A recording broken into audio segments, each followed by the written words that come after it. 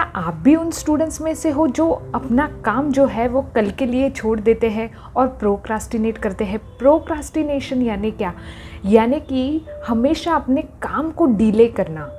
According to research ये कहता है कि प्रोक्रास्टिनेशन हम इसलिए करते हैं क्योंकि हमें वो काम को लेके फियर रहता है, या तो फेलियर का फियर या तो कुछ सही से ढंग से ना होना, अकॉर्डिंग टू रिसर्च। बट अगर इसका एक्चुअल रीज़न देखें प्रोक्रास्टिनेशन का, स्टूडेंट्स क्यों प्रोक्रास्टिनेट करते हैं, यानी कि स्टडीज़ आज नहीं और कल करेंगे, क्यों? क्योंकि 99% of the students do not have interest in the study.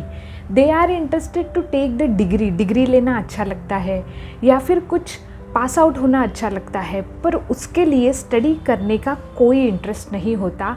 This is the 99% of the results of the students, they doesn't have the interest to do the work. उन्हें वो काम में कोई इंटरेस्ट नहीं है, इसीलिए वो टालते रहते हैं वो स्टडीज़ को या फिर वो कामों को या फिर कोई असाइनमेंट है उसी लिए। पहले तो welcome back to my YouTube channel, this is Hiral Thakkar, और आज हम प्रोक्रास्टिनेशन की क्या कॉजेज़ होती है और उससे ओवरकम कैसे करें ये हम ये वीडियो में जानेंगे। दूसरा भी रीज़न है प्रोक्रास्टिनेट करने का।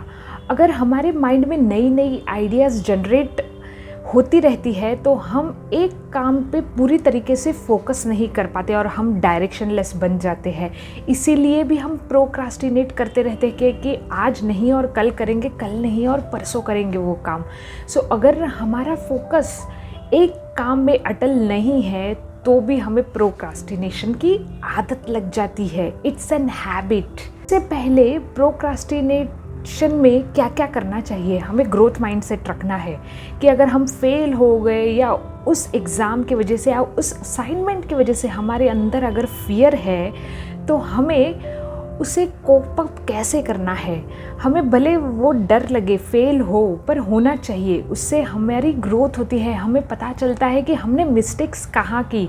सो फेलियर की वजह से आप वो काम को टालते ना रहे, या तो फिर फियर की वजह से भी वो कामों को मत टालते रहिए जो बहुत ही प्रायोरिटी लिस्ट रख। सबसे पहले तो आपके काम के लिए आप डेडलाइन रखें, पार्किंसंस लॉ अप्लाई करें। पार्किंसंस लॉ यही कहता है कि आप एक स्टिपुलेटेड टाइम रखें आपकी असाइनमेंट या स्टडीज़ को कंप्लीट करने के लिए। फॉर एग्जांपल 2 दिन 3 दिन, उसी पीरियड में आपकी वो स्टडी और कॉन्सेप्ट्स कंप्लीट हो जानी चाहिए। Secondly, break it down in parts. 2 या 3 या 4 पार्ट्स में आपकी स्टडीज़ को या असाइनमेंट को ब्रेक करें, यानी आपको वो रूटीन फॉलो करने को बहुत ही अच्छा गिरेगा। Thirdly, reward yourself. अगर कुछ भी कंप्लीट होता है, छोटे छोटे टारगेट आपकी स्टडी के लिए या असाइनमेंट्स के लिए या फिर कोई और काम के लिए, अपने आप को शाबाशी दें, क्योंकि ये रिवॉर्ड आपको बूस्ट रखता है और मोटिवेट रखता है आगे काम करने के लिए। इज मिनिमाइज डिस्ट्रैक्शंस, यानी आपके अगर बाजू में मोबाइल फ़ोन, लैपटॉप्स या कोई भी अदर गैजेट्स पड़े हैं तो उसे कम्प्लीटली स्विच ऑफ करें या उसे कोई एक रूम में जाके रख के आए, क्योंकि अगर एक भी नोटिफिकेशन ऑन रहता है या कोई भी फ़ोन आता है तो हमारा फोकस जो काम कर रहे हैं उससे हमारा हट जाता है और फिर से हमें रीफोकस लाने के लिए हमारा माइंड बहुत ही टाइम लेता है। And the last and fifth very important is build professional mindset. Professional mindset यानी क्या? अगर डॉक्टर्स और लॉयर्स, अगर हम कोई इमरजेंसी केस आता है suppose in hospital to do the operation, अगर डॉक्टर्स कहेंगे आज नहीं कल करेंगे, और अगर कोई इमरजेंसी केस आता है लॉयर्स के लिए तो अगर वो लड़ेंगे नहीं, आज नहीं और कल करेंगे, तो इसके नतीजे क्या होंगे आप खुद ही सोच लेना।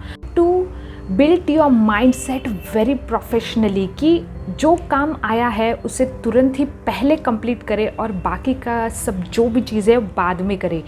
प्रायोरिटी मैटर्स फर्स्ट, और यही सब रीज़न से you can overcome procrastination. Video थोड़ी भी इंफॉर्मेटिव लगी हो तो चैनल को लाइक, शेयर, सब्सक्राइब ज़रूर करना।